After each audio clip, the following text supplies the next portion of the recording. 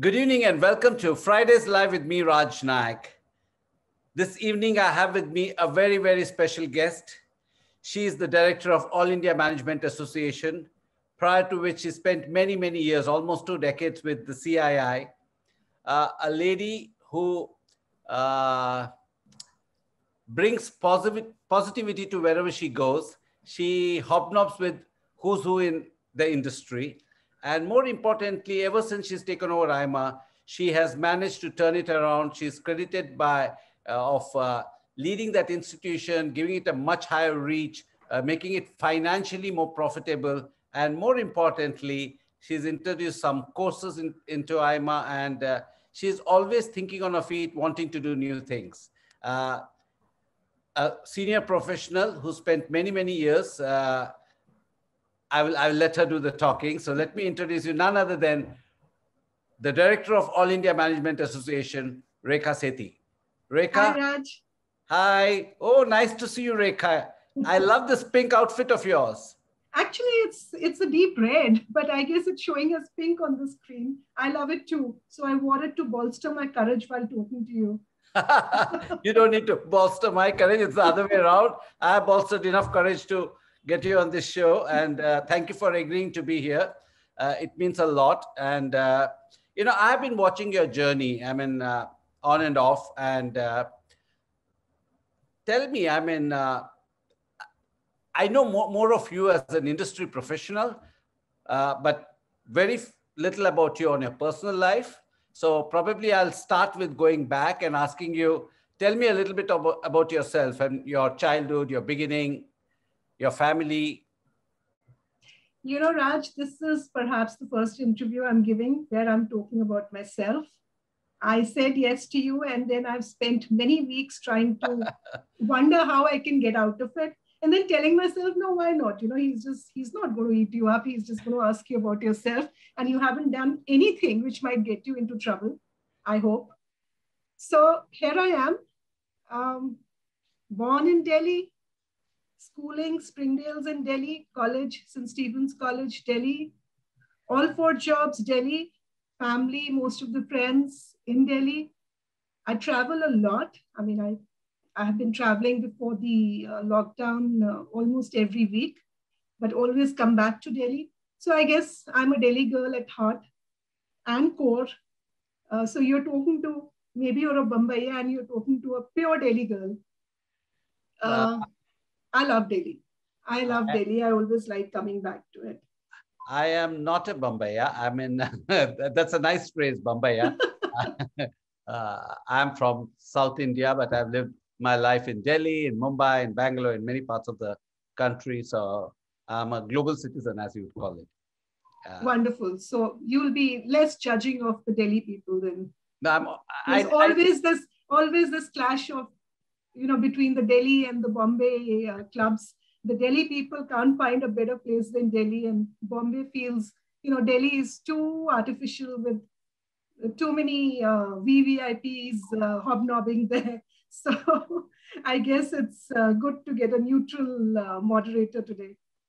Yeah. So I don't judge people. Now, it doesn't matter whether from Delhi or from any part of the world. I believe that you shouldn't judge anybody, because when you don't know enough, it's wrong to judge. So that way you're safe. So that way you're very safe. So tell me a little bit about your childhood. I mean, your parents and stuff like that. So I come from a quintessential middle-class family. We lived with my father's father and mother, my grandparents in Delhi. A very literate family. My father and my grandfather were both professors in history. My grandfather was the professor in Punjab University. Dad was in Karorimal College. Very keen that I should also go into the same line, but I wasn't going to. My mom, my grandmother at that time, which is many years back now, was an MA. My mother was a graduate. They were both housewives, but very liberal atmosphere, in the sense, very forward-looking. Between me and my brother, my grandmother preferred me, maybe because I was less naughty, but she preferred girls, which was very unusual at that time. So actually, I had a blessed childhood. We always had enough, never too much. That taught us the value of money. That taught us that, there's much more to do in life than, one needs to think about the future. But we never wanted for anything. My maternal side, my grandfather was the private secretary first to Nehru and then to Indira Gandhi. So me and my brother were actually born, for people who know Delhi, in a very big bungalow in Talkatora Road. So that used to be normal in those days, but I still wonder how my mother had the guts to do that. But anyway, so my grandmother was a housewife. Like I said, lovely childhood, grew up. I was always a good student. I knew what I wanted. I never wanted to do science. I was horrible at maths, terrible actually. So I was just waiting for my 11th class to start so that I could take humanities and get on with it and get into St. Stephen's College. My dad was from Stephens. So I was really, really keen to get into the college. And he said, look, don't expect any help from me. You need to do it on your own. I got the percentage to go to college. And I think that was my first dream come true, literally. You want me to go on? So yeah, I finished college and then I came from that time when girls did their college. We had it wasn't a very protective upbringing, but it wasn't, nobody put it in my head that I needed to have a career. Except my mom, who always said that, you need to get married, but, you should work first. She said, I always regretted not working, even if for a short while. So that got me off to my first job, which was the Center for Development of Telematics. It was run by the iconic Sam Pitroda, who was often referred to as the father of telecom. I met him all of 21, and he was very different. He had lived in the US, and the US culture was very informal for us. Working in office meant yes sir, no sir. So I said sir to him, and he said, what are you sirring me for? Call me Sam. So that set the tone for my 2 years there, because it was like being out of one campus into another. A lot of young IIT engineers and, great company, great friends I made there. Worked there for a little over 2 years. Frankly, I was drifting. I mean, I was just waiting for Mr. Right to come, get married, and have someone take care of me. So then I joined the UDI Yellow Pages. They were the people who brought in the first Yellow Pages into India. Yeah, I know. But I think my outlook towards life changed when I joined CII. Again, that was also on the spur of the moment. I went for an interview. I still remember. I mean, I feel so embarrassed when I think about the answers I gave them. And, they asked me, what kind of salary are you looking for? And, when I think about it, I said, oh, enough to cover the petrol in my car. I was quite sure that I wasn't going to get the job, but I did. And I think it changed my life, because CII was not just a job. It was a culture. It was very exciting. We were told that we need to deal with household names like Bajaj and Kirloskar and Godrej. One felt one had come to a different world, but soon found out that it wasn't such an easy world, because there was zero chance of any mistakes. So exciting world, a glamorous world, but I think very high stress job, I would say. So how many years did you spend at CII? I was there for 17 and a half years. I thought I'll never leave. They would have to take me out kicking and screaming.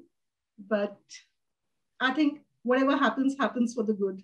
So 17 years in CII, and I think you've done almost 13 years or 14 years in All India. Almost 13. IMA. Yeah. 13, yeah. So that's 30 years of interacting with industry leaders, household names, like you mentioned. I grew up with them. Yeah, you grew up with them. Yeah, 30 years is a long time. And when you're interacting with them on so many fronts, so many different areas, so how does it feel? I mean, what are the things that you picked up? What are the things that you learned? Oh, it shaped my entire personality. One thing I'd like to say, Raj, that, while you're dealing with CEOs and you're dealing with very senior people, I think I always had my feet on the ground. I never, for me, it was a great learning experience because making sure that I delivered to their satisfaction was not easy. But if you did that, you had achieved something. But I always kept, I think, a certain distance, you can say, um, between my members and myself, because I felt as a professional, I needed to keep that distance. But having said that, um, I think what I've learned from them is how to run an organization, which I'm running now. I still remember when I was planning to leave CII for IMA, Mr. Rahul Bajaj had called me and we had a long conversation. And he was telling me, giving me all the reasons as to why I should not leave and how what I was doing at that time, which was handling mega events like India at 60 in New York and the Davos event and our annual, huge trade fairs. So I kept giving him reasons as to why I should. And I did ultimately. And I still remember a year afterwards, he met me at Taj Palace in the lawns there. And he said, Rekha, I was wrong. And you were right. You did the right thing leaving and you're doing a great job. I think it takes a very big man to say something like that after he had been trying to persuade me not to leave and telling me that would not be the right thing for me to do. So I learned that, it's never a problem to say that you were wrong. Yeah. It always, I think, gives you more respect and stature. And Mr. Rahul Bajaj, of course, I'm a big fan of his. I've always been. Amazing person. I don't know him personally, but I've seen him speak, and I've seen him speak his mind, and candid. And for him to also, it shows that shows stature. When a person tells you, "Okay, Absolutely. I was wrong, you were right." I was sold for life. I mean, I was absolutely sold. But I was always very fond of him. I think he was amazing, amazing speaker, amazing CEO. He was my president when I was there. He was the only, I think, CEO to be president of CI twice. But I think that day onwards, I was his fan for life. So let me ask you, I mean, when a person of that stature, that magnitude, sits and chats with you and tells you why you shouldn't leave, right? It's not easy. It's not easy in many which ways, right? I mean, you're emotionally connected, you respect the human being. And so how did you tackle that situation? Because it's not easy. I mean, you're saying no to somebody, right? I see, it wasn't personal. I was leaving because another CEO thought that I could do better at IMA, which was Sanjeev Goenka. He's the one who brought me into IMA. He was taking over as vice president of IMA, and he thought that I would be perfect for the director general's job. I had frankly, Raj, never aspired for the top job. I was very happy in CII doing what I was doing, and I was good at what I was doing, which was, organizing some of these mega events and dealing internationally. I was very happy. But I think he also made me understand, Sanjeev Goenka, that I needed to move on. I needed to grow. And it made sense to me. I remember countering all the points which Mr. Bajaj made by what I was actually doing in CI. I was handling these mega events, which were like, none of them were less than, say, 20, 30 crores. In that, you have to manage finances. You have to manage people. You have to manage outside stakeholders. You need to deliver a perfect event. So I said, look, IMA is not as big as CII. The budgets probably are what I've handled in CII. So I have handled finances for these mega events all on my own. I've handled people. I've handled egos. So I'm quite sure, and I've handled my own stuff because I believe that you cannot move forward. You cannot do well in life without people supporting you, without it being a team effort. And that was for me the most important thing going forward. So I said, if I can do it for a big mega event in CII, I'm sure I'll be able to do it in IMA. Not to say that I was as confident as I was sounding now. I was really scared. And I was like, of course, again thinking, am I doing the right thing? Should I stay back? But I guess, when something is meant to happen, it happens. And I moved on. So when you joined IMA, and you have been credited with a lot of things, the way you got the whole institution evolved after you joined. What were your immediate hurdles, or what were the immediate tasks at hand? I was in my mid-40s when I joined as the head of IMA. I was a woman, and I was from CII.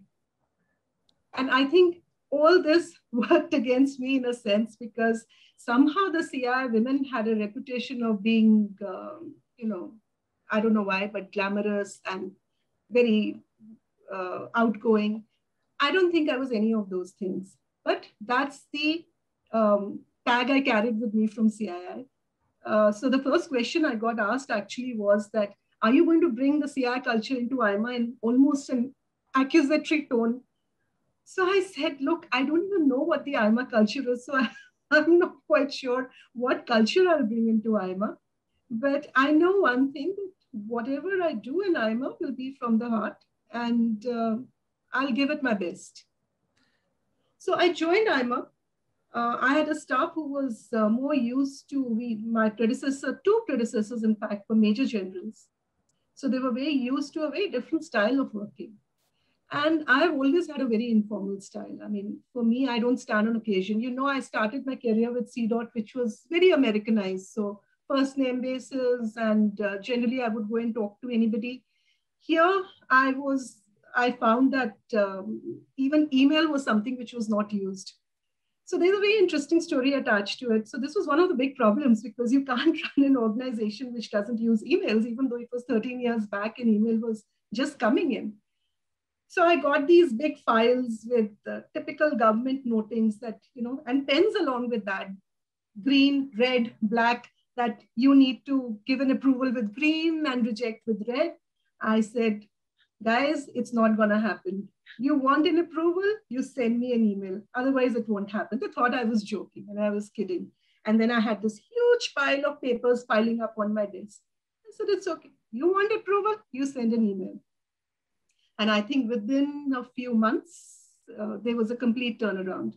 And email, of course, I mean, IMA has gone way ahead as far as the digital revolution is concerned, which, we really found out in the last 1 year of lockdown. So we have come a long way in 13 years, and it's the same stuff, it's the same people, and what a journey that they have had. What I did was that when I joined IMA, I made sure I didn't bring about any major changes, because I didn't want my colleagues to think that, here comes a new broom and she's here to sweep everything clean and she thinks that she knows it all and we've been working here for so long. So for 6 months, I did nothing. I never told them that don't do it this way. I just showed an alternate way of doing things. And very bright people in IMA, wonderful staff, wonderful secretariat, they saw that way worked and they adapted it. So I think those were some of the issues I faced. Of course, being a woman, being a much younger woman than what the members were used to, there was skepticism. People did wonder what I was going to do. But I thought, let my work speak for myself. Let me not try and convince anybody that, I can do the job. Let me do the job and then let them decide if I can do it or not. And I think that worked well for me, because once things started changing, once IMA started getting on a new life, I think what I inherited was great. I inherited a very solid organization from my predecessors. We were financially very sound. We had excellent people. We did excellent work. But I think we didn't really market ourselves well. So that's what I changed. So tell me, for a lot of people who probably are neither members of IMA or neither members of CII, what is the basic distinction between these two organizations? There's no distinction as far as members is concerned, and that really helped me because, like I said, I grew up with all these CEOs. So most of the key company CEOs are members of CII and they are members of IMA. But I think one of the biggest differences between IMA and CII is that we are a not for lobbying body. we do not lobby with the government. Our main job is to ensure that we, help the companies in developing management capability in their organizations. And I have been very careful to stick to my mandate because we have a CII, we have a FICCI, we have an ASSOCHAM. You have 3 apex bodies. You don't need a 4th one. But I wanted to excel in what our mandate was, which was management. So we work closely with the CII and FICCI. We don't compete with them. And now CII, FICCI, ASSOCHAM, they all have colleagues from CII. So FICCI is headed by an ex-CII colleague, and so is ASSOCHAM. So that makes it easier as well, right? And because it makes it easier, yes. But you have to, even if they were colleagues, if we were competing, there would be a problem. But I didn't want to compete because I wanted to, follow through on the mandate which was given to me. I think India has enough apex bodies. Yeah, too many, I would say, in some cases. Well, so I didn't want to be a, me too. I wanted to be the only one in management. So we are the only one. We are the apex body, and we have 68 local management associations all over the country who are affiliated to IIMA. So you'll find a Madras Management Association, a Bombay Management Association, a Thrissur Management Association. Even in small, cities and towns, you'll find a management association, and they're all affiliated to IIMA. They follow our governance rules. But financially, of course, they're independent. They're financially independent, but they're all, it's like having chapters. It's like having chapters. But a certain governance norm binds us all together. Which they have to and follow. We work together, of course. We are supposed to be the big brother. And of course, some of them are very good, and they also help the others. So it's a good setup. Great.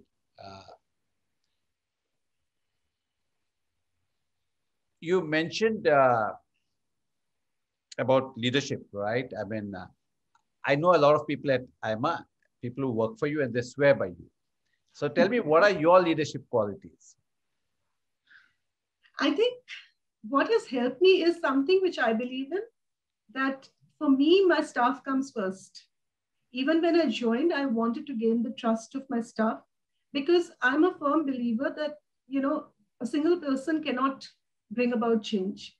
By myself, I'm not simply capable of bringing about change. I need the entire organization with me. So I actually genuinely feel that all my staff are like my family. And, when you're sincere, I think people understand that. And the kind of relationship that I have with my staff is, I think, worth its weight in gold, really. It's one of the best things which has happened to me. So I think as a leader, you have to make sure that you carry your team with you. Second, you need to have the, confidence in yourself and that security, that secure feeling that your staff is not competing with you. If you build them up, they can only help you going forward. They'll help you, they'll help the organization. But if you try and hold everything close to your chest and say that, I'm not going to share anything because somebody else might be brighter than me, then you can't run an organization. So I think for a leader, it is very important to delegate. Very difficult to do because you have certain standards. Not everybody can, work up to those standards, but at times you have to let go. You have to choose your battles. Third, I think while you have a certain relationship with your staff and, you have a lot of empathy with them, you cannot lose sight of your goal. You have a certain, you need to make sure that your financial goals and your work goals are taken care of. So there can be no let up in that. So while you have a great relationship, but I always tell my staff, look, let's separate the personal and the professional. If you don't do something, if you don't fulfill what you're supposed to do, you'll get fired, guys. So don't expect it all to be, happy and goody. But that's my professional part. It doesn't mean that personally I have anything against you. And I think they understand that. And like I said earlier, I think I have a fantastic team. Yeah, you did mention, I mean, basically, if I had to just make a mental note, you mentioned trust, you mentioned delegate. I mean, it's most difficult thing to do, yes, which is autonomy. And the last thing you mentioned is empathy. Let me add one more very important point which a leader should have: decisiveness. I think a leader who doesn't take decisions, because you frankly can't be right 100% of the time. You will be wrong sometime, but you create a worse chaos when you don't take a decision, when you're scared of taking a decision. And I learned, of course, learned this from my, some of my earlier bosses. And I've always said that, take a decision.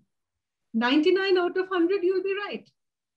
1% you're not, we'll see. So I think that's another very important trait a leader has to have. I mean, if you get 99% right, then you're a genius. I mean, Okay, 90%. Yeah. You're absolutely right.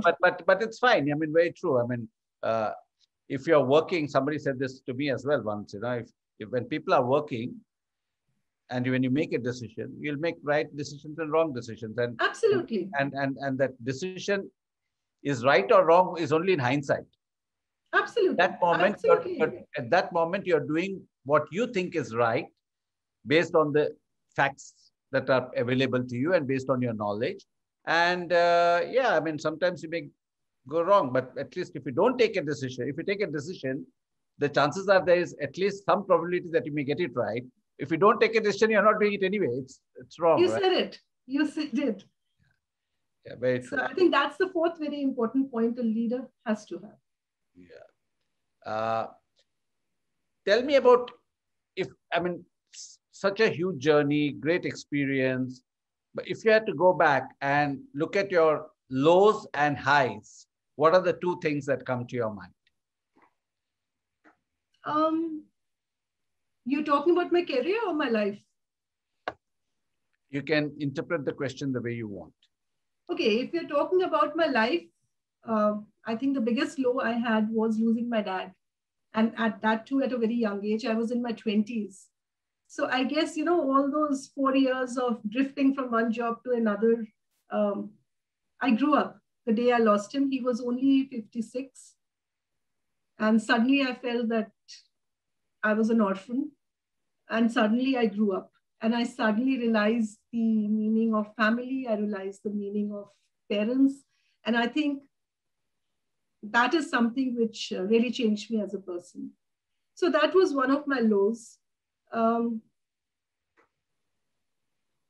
don't think I've had a major low as far as work is concerned. I mean, there is no, there's nobody who hasn't been through ups and downs of careers. But to call it call something which has really taken me down so badly, I mean, if I compare it to losing my dad, I don't think there's been anything like that in my career. But there have been plenty of times that I've gone and cried in the, ladies' toilet as I was growing up in CI. That used to be the favorite place for all young women to go and cry if their boss said something to them. So that has happened in plenty. I've had my low periods in IMA also when things didn't go my way. But I don't think I have been through a touch wood, a low. As far as highs are concerned, I've had, I think every year is a high when your work is appreciated. IMA has been very good to me. I worked hard, but I think I've got a lot of appreciation. I think one of the highs was when I got my first board position. And that too with Sun Pharma Industries, which was and is one of the leading pharma companies. I think at that time it was the 5th largest generic pharma company in the world. Perhaps it's the 4th now, I'm not sure. I'm still on the board. And that was an interesting incident. I remember getting a call from Dilip Shanghvi's office, and I had met him briefly at one of the events organized by the Baroda Management Association. I remember I was introducing Mr. Narayana Murthy, and then I was introduced to Mr. Shanghvi. Somehow in my entire journey of CI and IMA, I had never met him.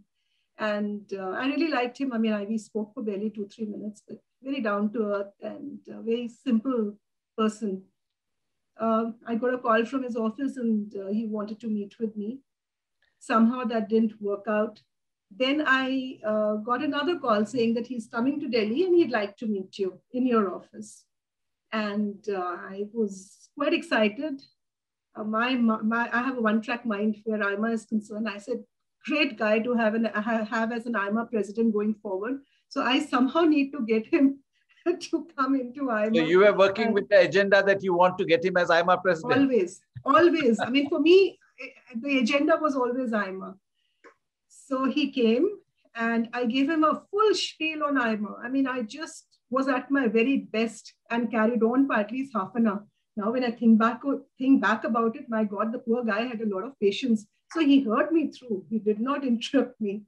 And then he said, I said, I hope you'll, join IMA and maybe one day take on a leadership position. So he said, Rekha, right now, we are going through a lot of expansion and maybe a few years down the line. And my heart sank. I said, oh, okay. So then he said, the reason I'm here is that I'd like you to join our board. It took me some time to really, digest what he was asking me. And generally, I'm a very impulsive person. I would have just said, no, I can't join any boards. I don't understand anything about, the intricacies of running a company. But good sense made me keep quiet. And I said, I'm flattered, but I would need to take permission from my board. And my board is, of course, I'm lucky that it comprises of some of the top CEOs in the country. So I said, I'll get back to you. And I spoke to my board. And I was like floored by the reaction. They said, Sun Pharma, excellent company. DG IMA should definitely be on the board. And I remember the board meeting that we had and the entire council, clapped for me. And I said, oh, I'm probably doing something right. And then I joined the board of Sun Pharma Industries. After that, I joined the CESC board, which is RPSG Group, which is the Sanjeev Goenka Group in Calcutta. I joined the Spencer's Retail Board, Spencer's Supermarkets. Yes. And I'm also on the Hero Steels board. So that was, I think, that meeting was perhaps one of the highs of my life because it changed the direction of what I was doing dramatically. Yeah. So, it's wonderful to be on different boards and especially now it's also mandated that you have to have women on boards, right? But tell me in your 30 years of this journey, how has professional behavior towards women evolved or changed? Have you seen a change? I was very lucky. CII did not really make a major distinction. And now when I think about it, probably there was some distinction between men and women, but no major ones. I was the first woman head of trade fairs, which has been always considered the bastion of men because it involves late hours, it involves dealing with contractors, it involves dealing with a whole lot of people that women generally don't like to deal with. I was also the head of all their international mega events. So I very honestly didn't really feel this, this distinction, but it is there. I mean, just because I haven't gone through doesn't mean that it's not there. Even after joining IMA, I realized at times that during a board meeting, a council meeting, an IMA board meeting, if I would say something which some of the people did not agree with, it would be seen as emotional. But, what I was saying was making sense. So if it had been a guy in my place, probably it would have been seen as, oh, he is on the ball. So there are differences. But luckily for me, Raj, I've dealt with some wonderful people. And I don't think I can say that I felt that. But I've talked to a lot of people. I go for a number of conferences. I'm part of the Asian Association of Management Organizations. So I meet women from different parts of Asia. We do a lot of work with the US. So I've met a lot of women there. So I know it exists. I mean, I can talk a lot about it because I've, attended a lot of gender diversity and gender parity conferences.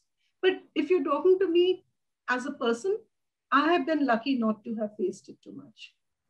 I did, like I said, I was the first woman director general, I think, of any association. So that's nice to hear. What is the composition of women members in your association at the moment? Maybe 50-50. 50%. Yeah, but most of the associations would have close to 50% women. I think it's a job which women like doing more than men. Oh, it's interesting. Yeah, yeah. Even CII or FICCI, they would have a large percentage of women. Maybe 40%, 40 to 50%. No, I'm not I think that's the norm. No, I'm not talking about the people working in IMA. I'm talking about your members.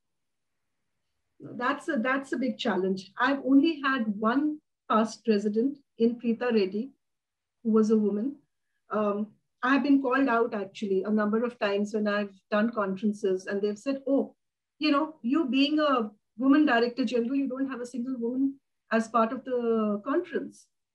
So it is an issue. It is an issue because, let's face it, unfortunately, there aren't that many women at that level. When we do these conferences, I sometimes I get very frustrated because while we are trying to get women on board, you have to make sure that, you keep to a certain level. So while we have, like I said, I've been called out on that, and I have actually taken that feedback very seriously. And now we have started ensuring that we make a separate list of possible women speakers, and we have enough women speakers. It is an issue because there aren't that many at the top. Yeah, I'm going to come back to it in a while, but I must tell you a little story. I used to go on many of these panels, right? And never registered to be men, women, it never registered. It was just that, okay, you're being invited and you had the time or you went and things like that. And one fine morning, my daughter sent me, she lives in the US, and she sent me a message, a nasty message. Dad, how can you be doing this? And I'm like, what am I doing wrong? She said, it is manels. It's not a panel. It's all full of men. You can't be going on a manel where there's no women representation. And it struck me like a lightning, and I have two daughters, and I'm ruled by women, my wife, my daughters, everybody. I mean, there are more women in this house than I'm probably the only man. Having said that, I actually made a conscious decision. And I put out a tweet saying, this is what my daughter said, and henceforth, I will not attend any panel where there's no women representation. And I absolutely agree. And it so happened that a year later, there was a panel. I didn't check with them. Normally, I check. And when I got the mailer and the poster and I saw my photograph, no women, I called them and said, I'm not going to be part of it. And they were like, sir, you won't believe us.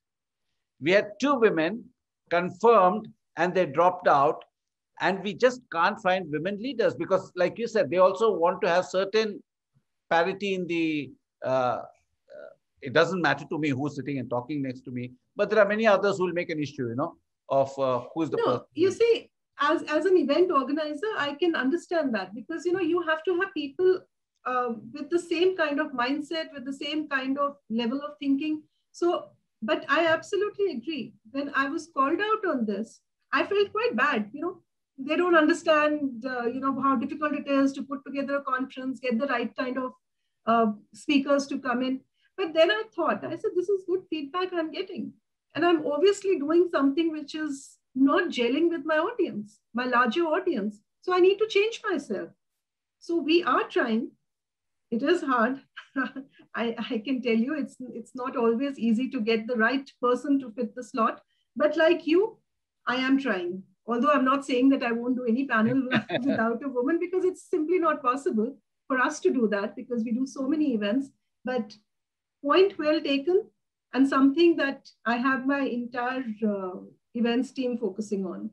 So coming back to this whole thing about not enough leaders in top position in companies, what is IMA doing to influence companies saying that this is something that they need to look at? This is something that needs to be done because you have to have women, we all speak about women empowerment and we speak about diversity and inclusion and things like that. But what is IMA since you're a management organization, what are you doing? I mean, to influence in this area? So what IMA does is, apart from our education vertical and our testing vertical, we do a lot of events and conferences. We do research. So as far as events are concerned, like I mentioned to you, we are trying to make sure that we have women participate in that. We have separate events focused on what issues women may be facing when they're working. We are also doing research with different organizations on how it helps a company to do better, to have more women on board, because I think ultimately a company looks at its bottom line. And it has been proved again and again that having women directors on boards and more women working in an organization actually adds to the bottom line. So I think you can't really hit somebody on the head with it and say that you need to have women, but I think you need to work and continue working on proving to them that having more women on board and having more women working for you makes business sense. So I think that's what IMA is doing. So tell me a little bit on your education. You just mentioned your education vertical. What exactly does that do? So IMA is the pioneer as far as distance education is concerned. We started our online courses somewhere in the 70s, and IMA was perhaps the only organization doing that. We were the only online organization which was certified by the education regulator, or AICTE. We delivered a course on postgraduate. We did a postgraduate diploma in management, which was certified by AICTE. And for many, many years, in fact, till perhaps 2 years back, we were the only online program certified by AICTE. Then they realized that things are changing and online education is something which the government needs to focus on. So they have got now many more online programs which are certified by the regulator. Apart from that, we realized that times are changing, like I said. So we need to move away from traditional teaching, while finance and marketing and these operational areas are the basis of any course. We also need to look at new age courses, artificial intelligence, data analytics, sustainability, ESG. So these are all new areas which are coming in. And these are the areas where we need to concentrate. So we are just launching, in fact, 4 new courses. We are launching one on sustainability, one on corporate governance, one on data analytics, and one on artificial intelligence and blockchains. And we keep adding to all these new courses as we go on, depending upon what the industry wants. We also run, we are in partnership with the Aligarh Muslim University. We do a PhD program. We do a whole lot of, programs with industry. We are working with the World Bank on a very good program on procurement, which is widely appreciated by both public and private sectors. We have done joint programs with ICICI Wealth Management, with Wiley. So we have a very, very active education vertical, which also looks after research. We have just launched India Case Research Center. We want to be the repository of all cases focusing on India in the country. While we are doing cases within IMA, and we have tied up with the case center in UK to ensure that the quality of the cases which are coming out are internationally, at international levels. We have also tied up with many Indian Institute of Managements and some of the other leading B schools to, have them join the India Case Research Center, and we direct a lot of the internet traffic to them from people who are looking for a good India case. So like I mentioned at the beginning, the aim is to be the repository of all Indian cases in the country. Interesting. Very interesting. So now I'm going to switch gears. I think we've spoken about IMA. So tell me, what have you been doing during this pandemic? Have you been going to office? Are you working from home? How's it been? We have been working from home and we have completely transformed and digitized IMA, and I'm very proud of it. In fact, somebody told me that, you should have a case study written on it. So once we actually started working from home at least a week before the lockdown started. So we were prepared because everybody had their laptops and all the data had already shifted. We had shifted to work from home mode, and the pandemic happened, and the lockdown was announced a week later. So we were in a pretty good position. But at least for about 10, 15 days, we were just drifting. We were wondering what to do. I knew we had enough financial surplus to last us for some time, but that was not what I wanted to do. I wanted to use it as an opportunity to bring about a drastic change in the way we worked. So we decided we are going to turn all our revenue streams into digital revenue streams. So I focused first on those revenue streams which brought us the maximum revenue, which was our testing division. I'm not sure if you're aware, but we run the largest test of its kind for entry into business schools called the Management Aptitude Test. I have more than 100,000 students taking it every year. Wow. So there was no way that we could do the test in centers because of the pandemic. So within, I think it was a space of 5 weeks, we converted the entire process into internet-based remote proctored tests. So a student can now sit at home, be proctored by a remote proctor, and a student can take the test. And it is a lot more difficult to cheat while you have somebody watching you from your camera. And we had been talking about that for a very long time, but it took the pandemic to push us into getting that done. And then we started looking at how we could do digital interviews. We went in for digital evaluation. Now we're offering these services to all the business schools and the universities because I think it's going to become a way of life. It makes things easier for everybody. It's a lot more economical to do.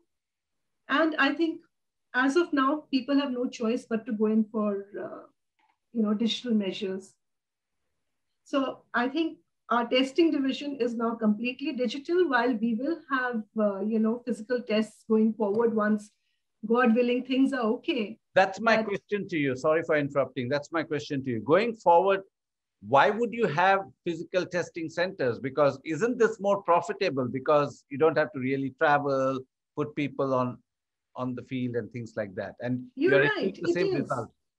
It is. But, IMA's function is more than just making money. I mean, we generate income because you cannot, bring in new technology without having money to do that.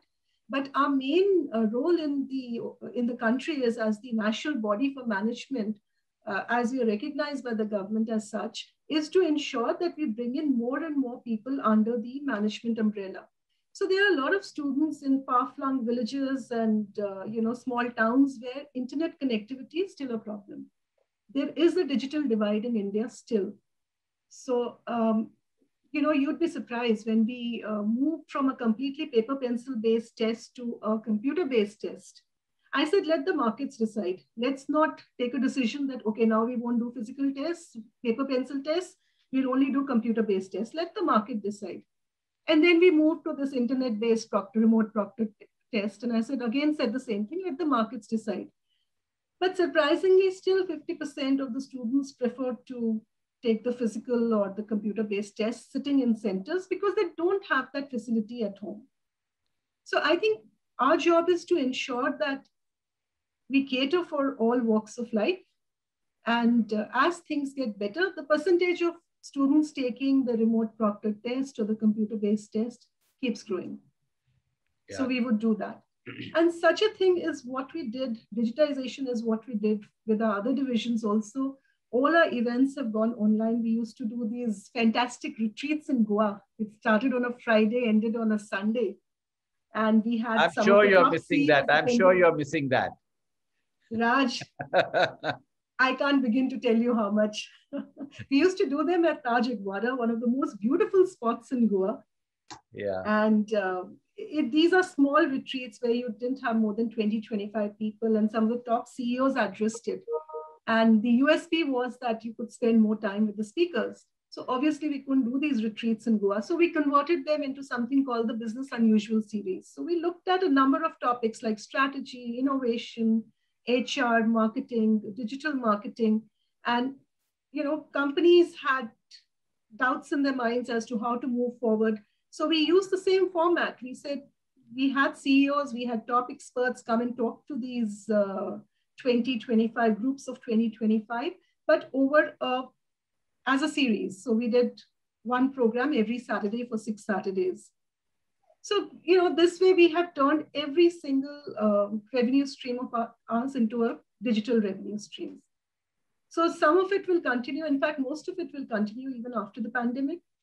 But some of the international programs which we have not been able to do, we would obviously be going back to the physical format, especially for our global advanced management program, which we do in the Silicon Valley every year.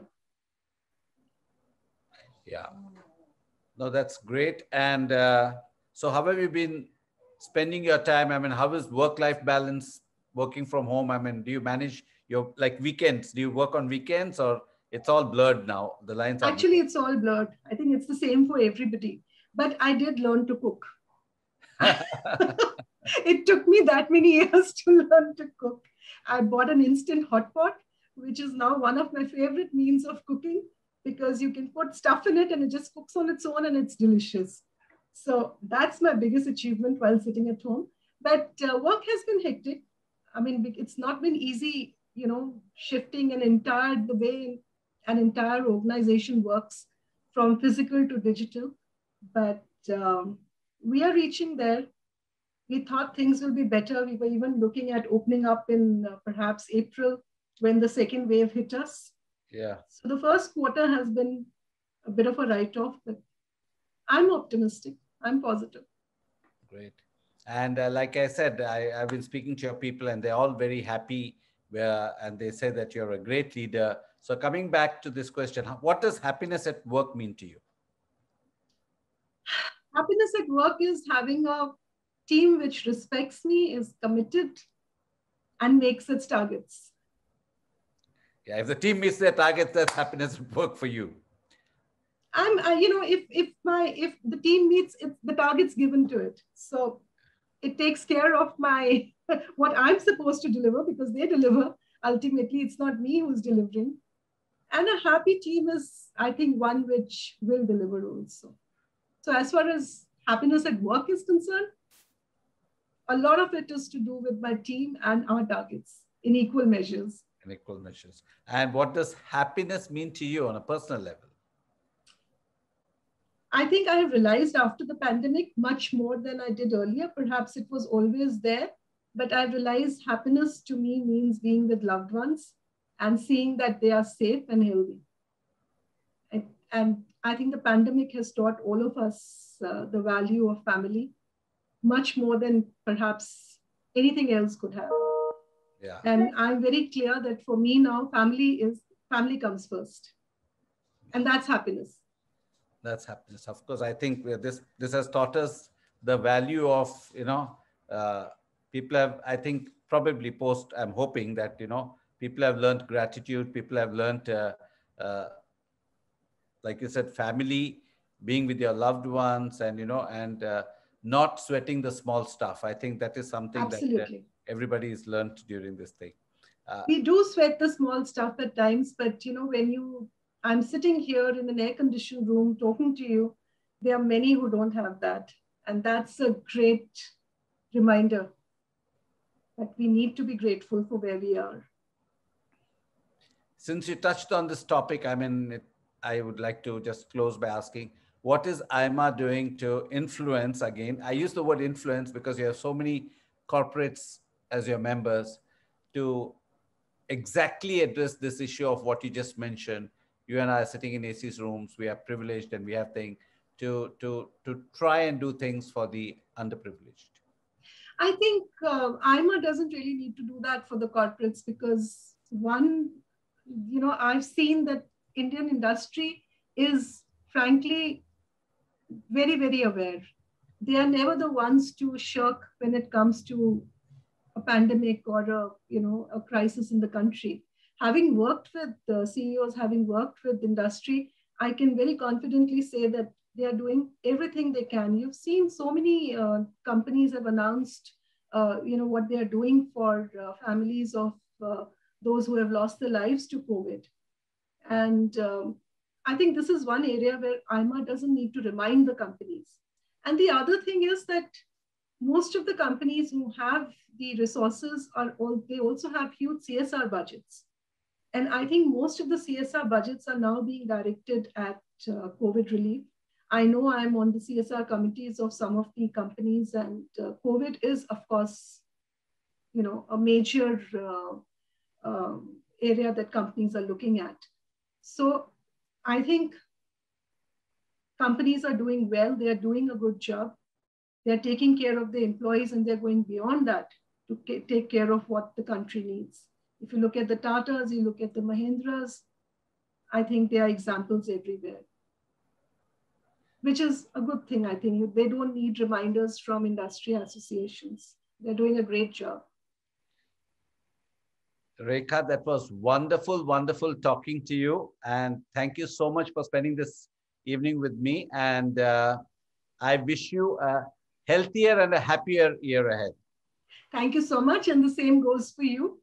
I think these days, the best wish we can give somebody is the wish of health. So wish you a healthy and happy year going forward.